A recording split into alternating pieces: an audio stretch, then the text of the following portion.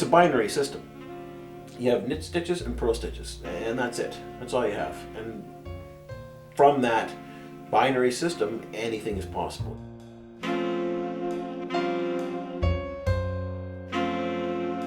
I've always been a really hands-on person I've always liked the idea of being able to make something. I was a model maker as a kid. I used to love it. Still to this day, I go into a model shop and see the model airplanes. I can spend hours there drooling over. Wow, look at these. You can knit something to look like something, or you can knit something to be totally abstract. There are no rules, really.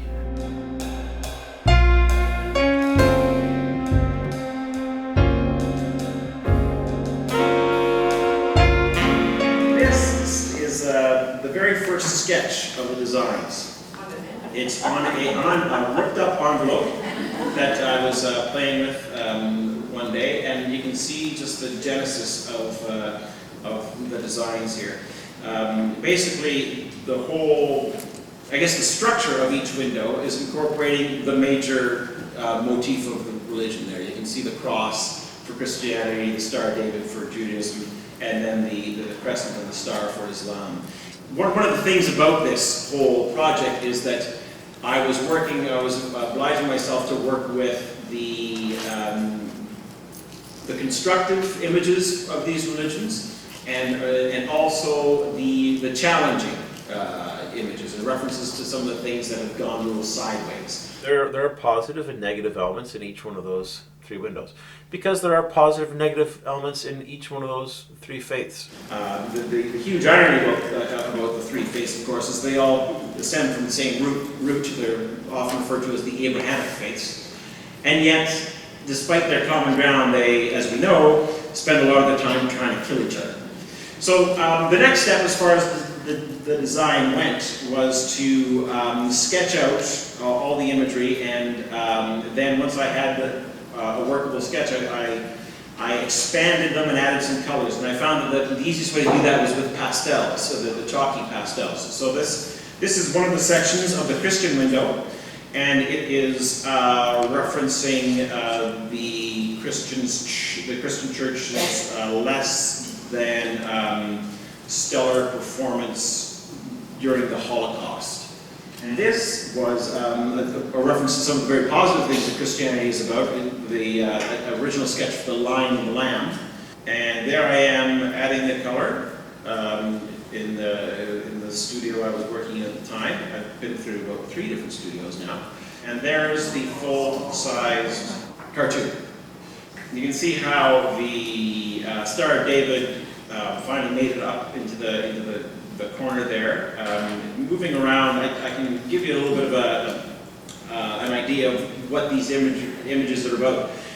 Basically, the images inside the shape of the cross are very positive images referencing some of the real great strengths of Christianity. Starting at the top there, you see the dove of peace. To the left there is the Good Samaritan. There's the figure of Christ himself there on the cross. As far as the images from the outside of the cross, on the the bottom left, you see a figure of a woman reaching up towards the figure of Christ and being marginalized and excluded. Off to the right, you can see sort of a corruption of the burning bush, where there's a figure tied to a stake in the flames there. And then down below here is a figure of the Crusader with some modern elements. You see a modern rifle there and a modern helmet. And he, interestingly, is the one who's actually running Christ through and not really paying attention to what he's doing. So that's what those images are about, and that's the design. And actually, this is the one I worked from, and basically the reason I brought this along is to show you that what I would do is I would finish a line and put a line through it so I knew where I was, and I dated it up the side so I could just have a record of how many rows I did per day and how many hours I was able to squeeze it in. It doesn't move quickly. You hit terminal velocity really quickly. I mean, it only goes so fast. And it's all about putting in hours, and the hours are made up of minutes. You gotta just minute by minute.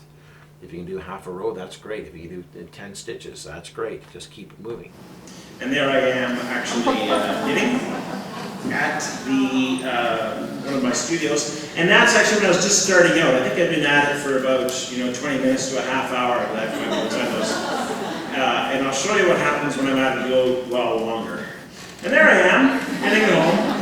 I've been at it for a couple of, a few hours. And basically that's what would happen. Everything, just the way the process unfolded, that I have my yarns set out by color.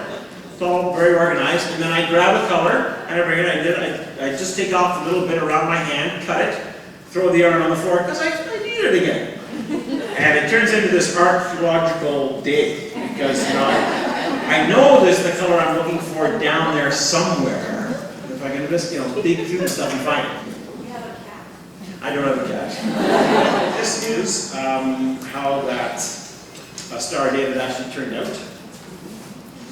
And that's how the Lion of the Lamb actually turned out. And that's how the person in the flames actually turned out there. And when you put them all together, that's the final result of the Christian movement. It's about 9 feet tall. How long did the panel take? 2003, I got the grant. I actually started knitting in February of 2004, and I finished February or March of 2006. So about, this one has taken about 2 years to put together. If you could sum up in one sentence, what is your personal message regarding your work? I'll just say, blurt something out and maybe have to qualify it a bit afterwards. And that is that we all get into heaven. I have a problem with the word heaven because it's been used a lot, and but we're all okay. How about that? Emphasis on the all. No exceptions.